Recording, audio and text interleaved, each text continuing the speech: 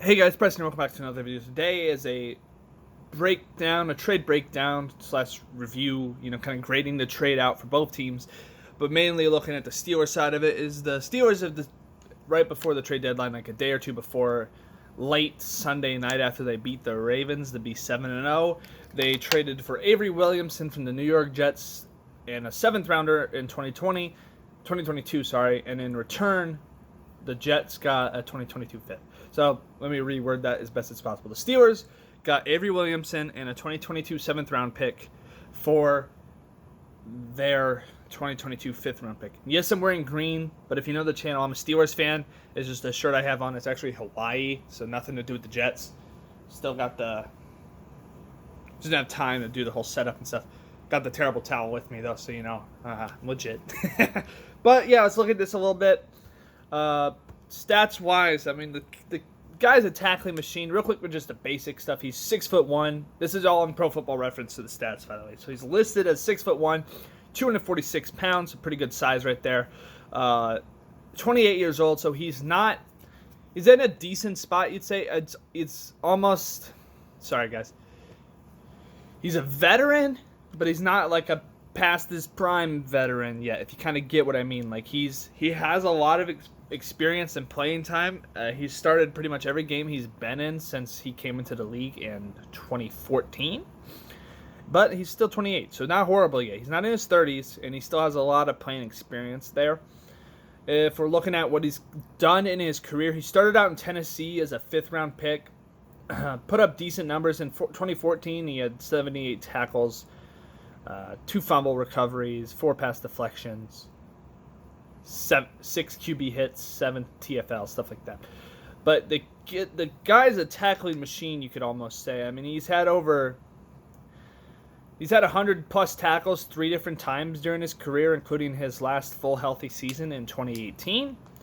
And he gets a lot of tackles. 78 his rookie year, 102, 104, 92, 120. He's currently already at 59 tackles, 7 games into the season with the Jets, or 8 games in, I guess now, which is obviously impressive. The guy gets tackles, and so at first you can probably say, like, yeah, obviously, sometimes players on bad teams end up with a lot of tackles still because they're the guy that's there to get the tackle. But he was putting up these numbers with the Titans too.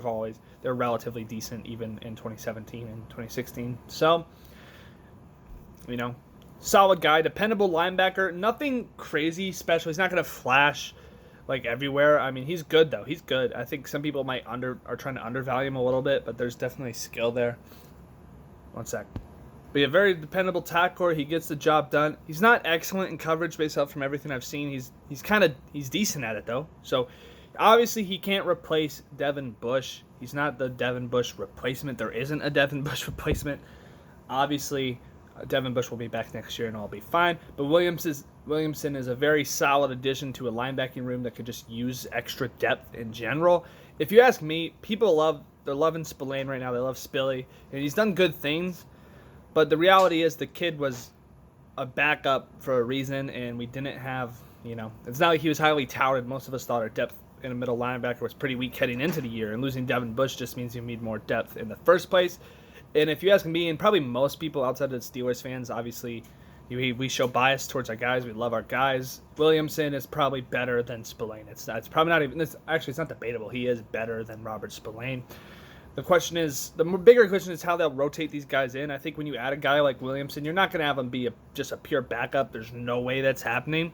Spillane still might get playing time, but it'll be a healthy rotation, which I think is just a nice thing to have. You can keep guys fresh, and you can just get valuable playing time out of all these guys. There's a chance Williamson has been an every down back for the Jets these past couple of years. I mean, he played all about like 10 snaps last game, for example, so he can fill in nicely to whatever role we kind of need him in. He obviously, like I said, every down guy means he can play whatever down we want him to. So you might get some different packages, different looks. I mean, Spillane played most of the snaps last game, and the run game destroyed us. Obviously, that's not all on him. He made good plays with the forced fumble and the INT, but he also got beat in coverage once or twice, and obviously he was on the field doing all the run stuff. And I think Williamson is a very, very dependable run stopper. Him and Vince would be a very good shutdown kind of buzzsaw stop the run kind of line, which you'd love to see. And he's also can hold his own in coverage. He's no worse than Vince Williams. If anything, he's probably a little bit better in coverage than Vince, especially in zone. So I love the addition. This is a guy I said we probably should have got the moment I heard Devin Bush went down.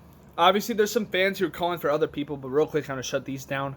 No, we were not ever going to be able to get Deion Jones from the Falcons or Myles Jack from the Jaguars. The reality is, the market would be higher for them. We'd have to give up more than just a 5th-round pick in 2022, which is a great acquisition right there. Great asset management from Kevin Colbert, like always. And the contracts just were too expensive. The Williams deal is a flood of everything working perfectly. He's on a team that's giving away guys for like nothing. A lot of 5th and 6th and 7th-round picks have been traded for Titans guys. He only has 1 year left on his deal, and he's only going to cost us, from everything I've seen, roughly $1.5 million on the cap for this year. So easy to deal with. Contract expires. I believe since he's with us for the rest of these games, I think he'd even fall under the compensation formula. And so there's a chance that we could even get a pick back for him when he leaves in free agency this offseason, because it's highly likely he'll probably leave. I mean, the hope for him is that he can play very well with us, finish his year with solid numbers again, and go get paid decently by some other team who could use a middle linebacker. Obviously, when we have Devin Bush back, we'll probably roll up Bush and Williams again. But who knows? Maybe we could keep him.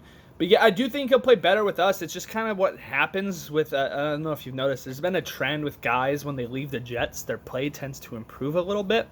Also, he'll obviously have way better guys around him, and he'll probably be asked to do less than what he did with the Jets.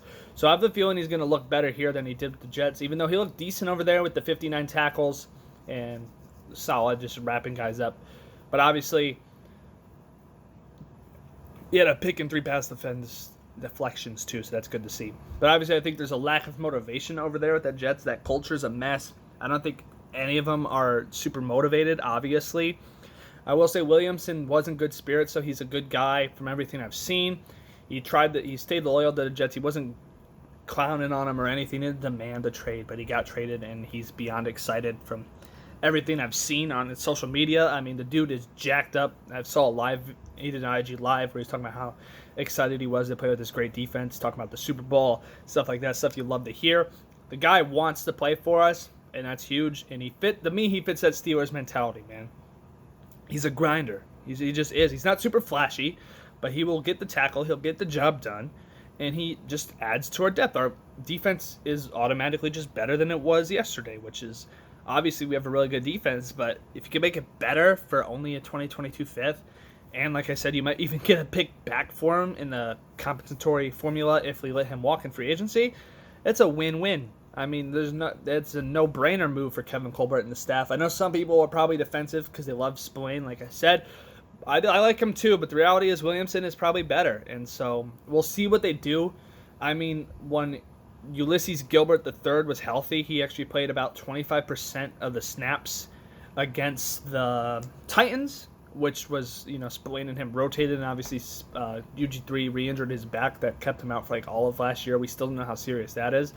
But I'm guessing we'll see some sort of rotation with the middle linebackers.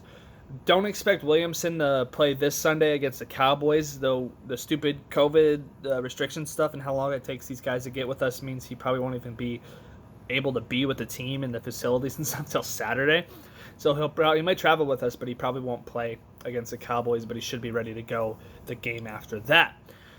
So let me know what you guys think about this pickup. Like I said, I really like it. The kid makes tackles, tackling machine. Decent in coverage. I mean, as good or a little bit better than anyone else we currently have playing in the middle linebacker room right now that can stay healthy. I mean, debatably, UG3 has the traits to be pretty good in coverage, but he hasn't been able to play much. Solid guy. Just a great depth piece. He'll probably start eventually is what my guess would be. Like I said, I like Spillane, but I think once Williamson gets worked into our system, he'll probably take more snaps than Spilly does. We'll have to see, though, so I think you guys should just hope that the best guy plays regardless. So even if they do think Spillane's better, let's say Williamson literally is just a backup, and he just backs him up, doesn't really play any snaps. He's still great depth, and we only had to give up a 2022 5th round for him. I don't know if you guys realize this, but we gave up a 5th round pick for Nick Vannett, the tight end who did nothing for us. This is a way better player for the same value. So I mean, if you, technically even better value because we also got a 7th, and it was a 2022 pick. One last year's, it was a pick you're giving up immediately. So, yeah, really love the move. Let me know what you guys think. Maybe some Jet fans or anyone who has opinions on Avery Williamson, if you've seen him play, let me know how you think about his play. But I'm excited about this pick. Like I said, this is a guy I wanted on the Steelers. Fun fact, though, now we have 3 Kentucky guys on our team, and there's already built-in chemistry with Williamson. With some of these guys, as him and Bud Dupree were actually college teammates at Kentucky. The other Kentucky player is Benny Snell, but he came a little later. Another kind of interesting nugget I saw was actually when he was originally with the Titans back in like 2014 and all that stuff. Dick LeBeau was still there, so he got to play under Dick LeBeau for a little bit, which is nice to see. Obviously, he knows the Steelers legend, and Keith Butler's defense is still somewhat similar to what LeBeau was running for us, so there might be some familiarity there for Avery Williamson.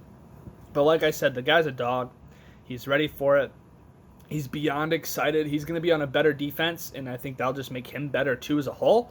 So, great pickup. I'm amped up for this. I mean, especially we hear about this right after we beat the Ravens. So let's beat the Cowboys. Let's get him in our system and hopefully he can help us just and keep improving for a long playoff run, guys. So either way, thank you so much for watching. Click over here for my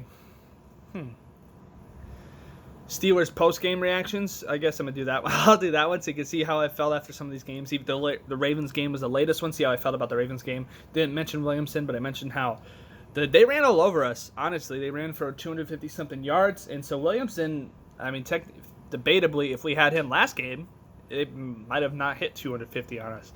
So just stuff like that. I mean, he's going to add to the team no matter which way you splice it. I don't think there's anyone alive who could debatably tell me this was a bad move. Bad move considering what we gave up for him. Like it's impossible to say this was a bad trade for us. So let me know what you guys think. Obviously, the Jets, I've seen people say the Jets got fleeced, but the reality was he was an upcoming free agent on a team without a win. There was no reason for them to keep him. They might as well blow it up. People knew that, so they couldn't get a ton of value. So I don't think this is a loss for the Jets either. We didn't like steal them, but it is great value for us regardless. And so great deal for both sides, but really good deal for the Steelers who are in win now mode and added a very solid guy who can help the title run. So yes, like I said, click over here for the Steelers post-game playlist. Watch the latest Ravens one. Right here so you can subscribe. I'm still stuck around 132 subs. I'd love if I could find a way to hit 140 by the end of the year. So if you like NFL content or Steelers content, Notre Dame, college football content, anything like that, if you enjoy the video, please make sure to subscribe. You can turn the bell on so you don't miss any of my uploads. And over here is just another random video of mine that YouTube has decided to recommend for you. Once again, final sign off. Thank you guys so much for watching. Please like this video, subscribe for more content. This is Cam A. Preston signing out. Go Steelers.